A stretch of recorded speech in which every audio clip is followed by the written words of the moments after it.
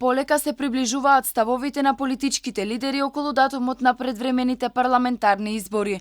По последните изјави на лидерите на двете најголеми политички партии, се поизвестно е дека на избори ќе се оди летово, но не е договорено дали во јуни или на крајот на јули, односно дали ќе се одржат брзите корона избори што ги бара лидерот на СДСМ Зоран Заев во јуни или кон крајот на јули како единствен можен и најран термин што го гледа лидерот на ВМРО ДПМН Христијан Мицкоски.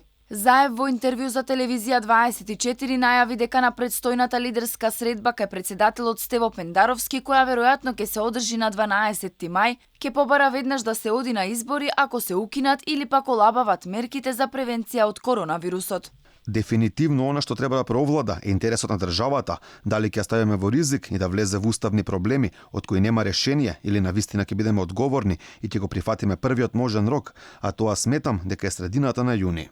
Уште една причина плюс за побрзо одење на избори според Заев е и можниот нов бран на заболениот коронавирус во септември. Лидерот на ВМРО ДПМН Христијан Мицкоски пак во интервју за истата телевизија рече дека здравието на граѓаните е пред се и дека најпрво треба да се создадат услови за фер и демократски избори, а не да се оди на Facebook или Twitter избори.